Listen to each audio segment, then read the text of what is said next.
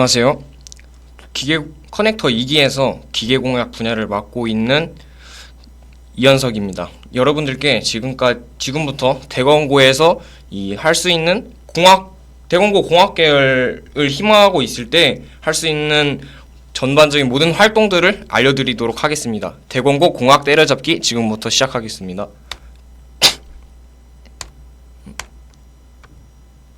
네, 목차는 먼저 저에 대해 잠깐 얘기해 드린 다음에 여러분들은 1학년이기 때문에 이 진로에 대해서 아직 고민이 많을 거라고 생각해요. 그런 부분에 대해서 조금 이런 고민들에 좀 조언을 해드리고, 그런 다음에 이제 제가 선택했던 대건고를 다니면서 선택했던 선택 과목이나 제가 했던 활동들을 통해서 여러분들께 좀 조언을 해드리고 예시를 들어서 조언해드리고 마지막 마무리하려고 합니다.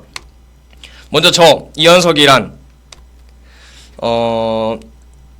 경력들이 이 정도 있는데요. 이게 여러분들께 자랑하기 위해서 이 소개에 올린 게 아니라 여러분들께 공학 계열에 대해서는 조언을 할 수 있는 자격이 있다 정도를 위해서 이 정도 소개해 봤습니다. 사진하고 좀 말이 다르지만 대건고 3년 다니면 이 정도 될 수 있습니다. 저의 꿈은 로봇공학자인데요. 제가 로봇공학자라서 다행인 점은 여러분들께 설명드릴 수 있는 부분이 많을 것 같아요. 왜냐하면은 이 로봇공학이라는 것 자체가 로봇에는 소프트웨어도 들어가고 코딩, 그다음에 이 기계적인 부분을 만지는 하드웨어 부분도 들어가고, 또 반도체, AI 이런 다양한 부분들이 종합적으로 들어가는 분야이기 때문에 제가 했던 활동들을 예시를 든 것만으로 여러분들께 공학계열 전반적인 부분에 대해서 조언을 드릴 수 있다고 생각합니다. 저의 성적 추이인데요. 이거를 왜 넣어봤냐면은 이렇게 성적이 높지는 않은데 대건고에서 활동을 많이 하다 보면은 이 그러니까 내신에 집중을 많이 못할 수 있는 경우가 생겨요. 제가 후회하는 부분 중에 하나인데, 여러분들은 이거보다 훨씬 높게 한 2점대, 1점 후반 아니면 2점 후반까지라도 성적을 높여서 학종이라도 썼을 때 대학에 잘 갈 수 있으면 좋겠습니다. 여러분들이 그 활동에 너무 중심적으로 해서 성적에 소홀히 하지 않았으면 하는 마음에 이렇게 넣어봤습니다. 저도 지금 많이 후회를 하는 점이 심각성을 느끼고 3학기 때 성적을 많이 올리긴 했지만, 그래도 여러분들은 아직 1학년이니까 성적에도 관리를 하면서 활동을 많이 하셨으면 좋겠습니다. 자, 여러분들은 지금 이 대건고에서 진로를 결정하고 다양한 활동들을 한 학기 동안 할 텐데 계속 3년 동안 해 올 텐데 이런 부분들에 대해서 좀 확신이 없을 수도 있을 것 같아요. 그러니까 막연하게 공학 계열이 나중에 미래에 돈을 많이 버니까, 아니면은 부모님이 미래에 유망하니까 원해서 이렇게 진로를 정했을 수도 있을 것 같은데,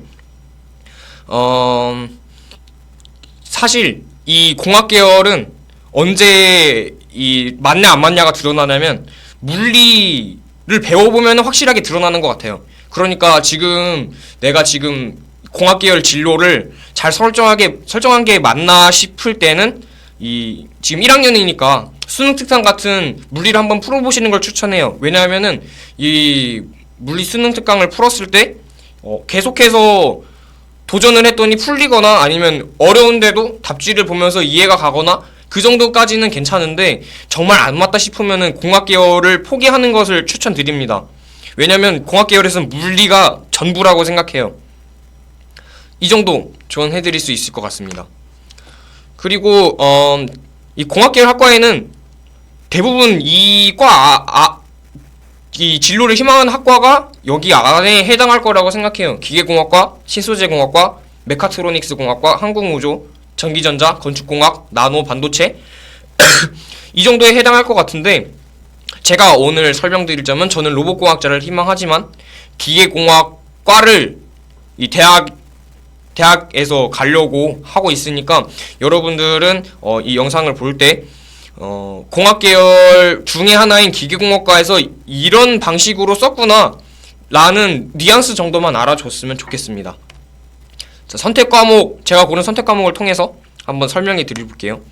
우선은 여러분들은 공학 계열이니까 수학 과목 계열은 선택 과목에서 다 수강을 필수적으로 해야 해요. 그러니까 기하, 확통, 미적분 이 세 가지는 오히려 안 하면은 대학에 입시를 할 때 마이너스 요소가 될 수 있으니까 이 부분은 확실하게 1학년 때 설정을 할 때 꼭 들어줬으면 좋겠고, 그다음에 이 과학 탐구를 그러니까 2, 3학년 때 선택 과목을 결정할 때 탐구 과목을 정하게 될 텐데요. 그때 공학 계열이면은 사탐 과목을 하나를 선택해야 합니다. 근데 이 사탐 과목 하나를 저는 생활과 윤리를 선택했는데요.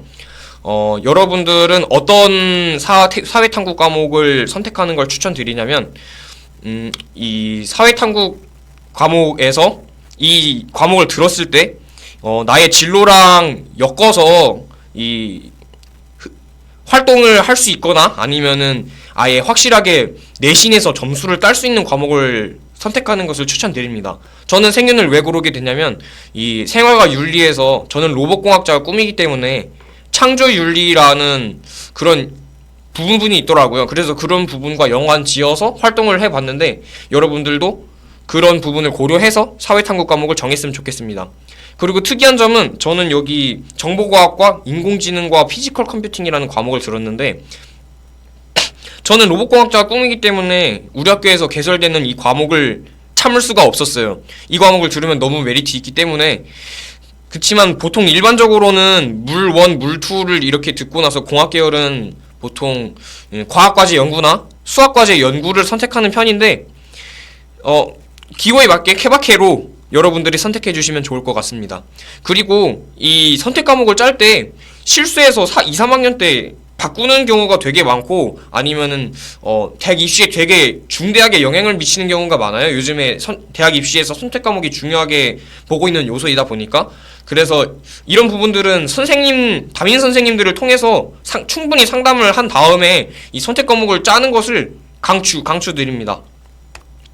자, 그리고 공동교육과정에 대한 얘기인데 여러분들 지금 막 학교 온 지 얼마 안 돼서 이 공동교육과정을 뭘 선택해야 될지 모르고 이걸 들어야 될까 말까도 좀 고민이 될 거라고 생각해요. 일단 저는 지금까지 공학일반이라는 공동교육과정을 들었고요.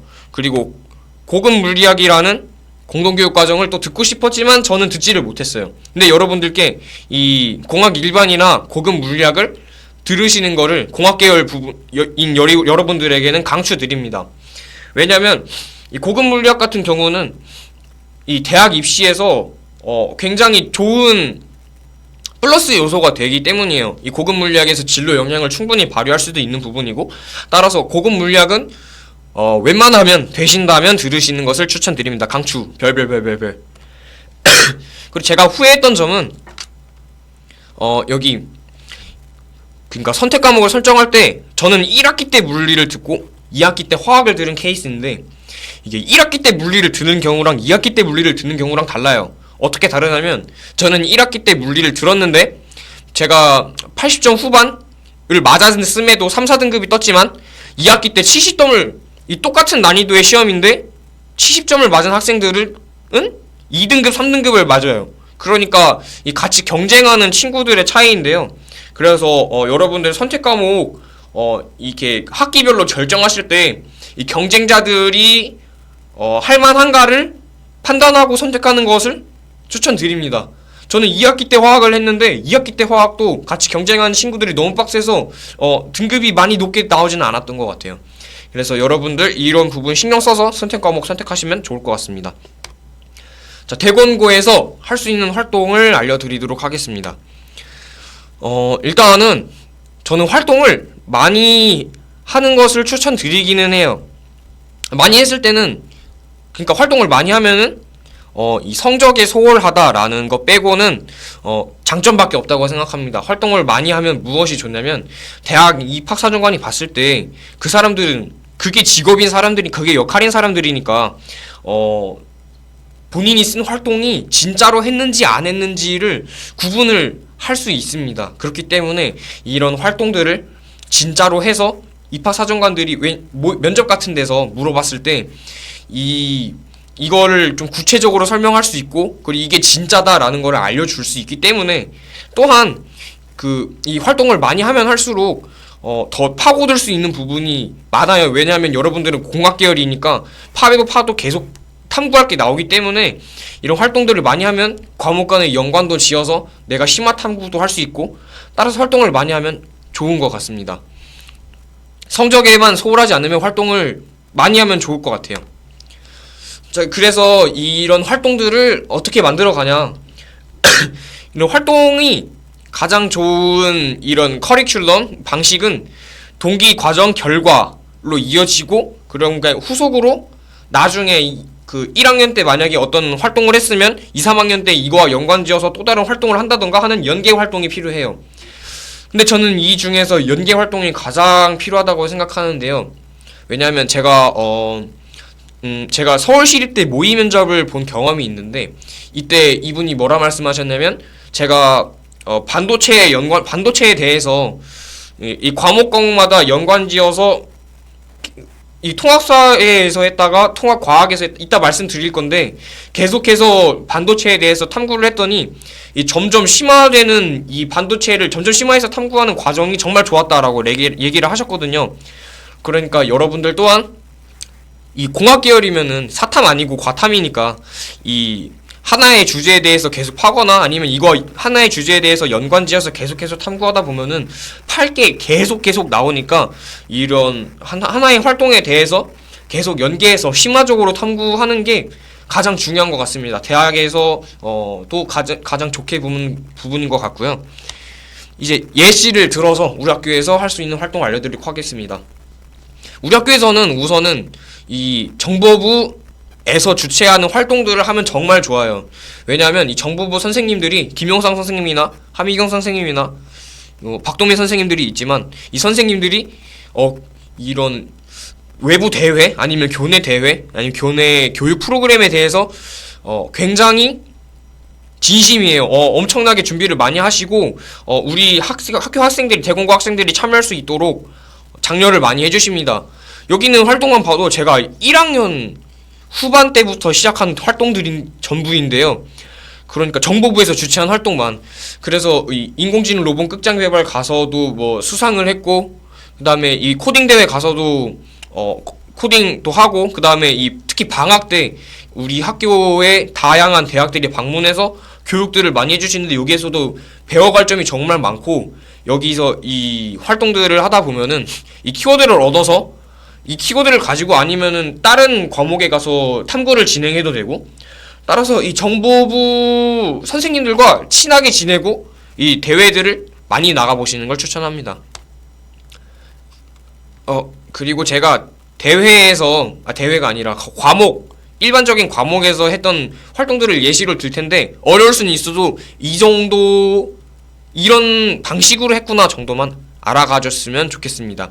우선 기하에서는 무엇을 배우냐면 벡터를 배우게 되는데, 저는 이 벡터를 가지고 전기회로의 종류 중 하나인 RLC 회로의 이 전압차랑 그 다음에 위상차, 임피던스 이런 부분들을 계산했고, 또 물리 1에서는 반도체가 나오고 자기장도 나오고 역학 부분이 나오는데, 이 자기장을 가지고 나노 로봇을 의료에 쓴다 이런 부분이나 아니면은 반도체를 좀 더 심화시켜서 탐구를 했고요. 또 화학 1에서 이 물리 분야랑 연관된 연력학 부분, 이 연력학은 화학에서 배우는 거기 때문에 이 대학에서 배우는 이론 중 깁스 자유 에너지를 탐구를 했고, 화학 2에서도 이런 다양한 그 발전 가능한 기술들을 화학 2와 연관시켜서 탐구를 하려고 하고 있습니다. 일단은 근데 그럼에도 가장 중요한 거는 이 과목 간의 연계를 시켜서 점점 하나의 주제에서 심화시켜가는 과정이 활동하는 데에 있어서 가장 중요하다 생각해요.